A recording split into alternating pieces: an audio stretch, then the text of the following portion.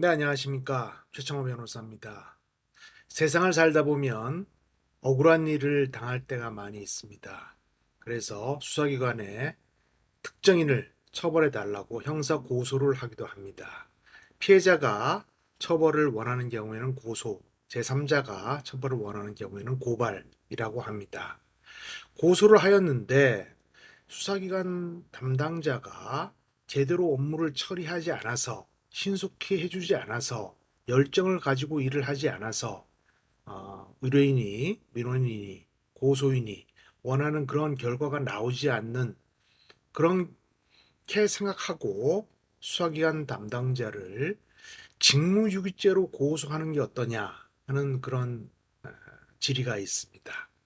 근데 형법 122조에 규정되어 있는 직무유기죄는 공무원이 정당한 이유 없이 직무 수행을 거부하거나 직무를 유기한 경우에 처벌하게 되어 있습니다. 그 주체는 공무원이죠.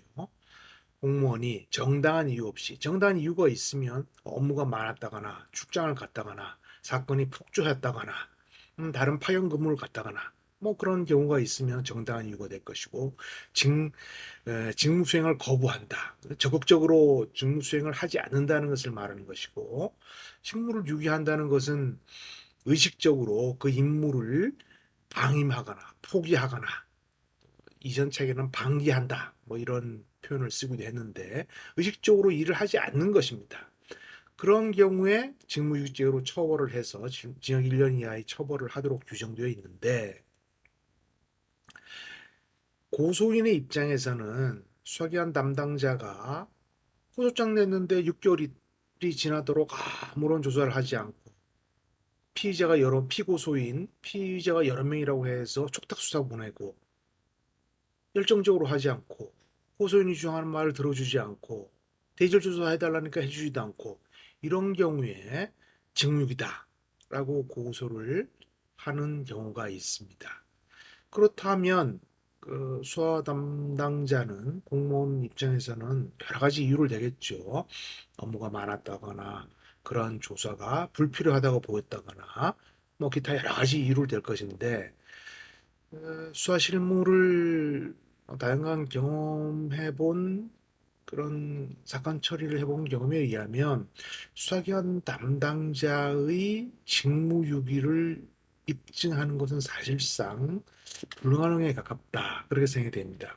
특히 검수완박으로 인해서 검사의 수사 지휘권이 없어지고 기소 의견에 대해서는 보완 수사를 요구할 수 있고 불송치 결정에 대해서는 재수사를 요청할 수 있는 그러한 입장에 있기 때문에 어, 경찰 입장에서는 업무가 과도하게 되었다. 그래서 사건이 많아져서 또는 보완 수사 요구가 많아지고 재수사 요청이 많아져서 업무가 지체되었을 따름이지 의식적으로 수사 업무를 포기하거나 방임한 것이 아니다.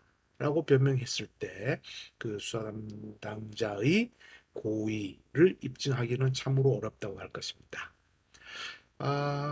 수사기관 담당자에 대한 불만이 저에게 많이 들어오고 있는데 수사를 담당하시는 공무원들께서는 최선을 다해서 국가의 녹을 먹는 공무원으로서의 자세를 견지해 주시길 바랍니다. 감사합니다.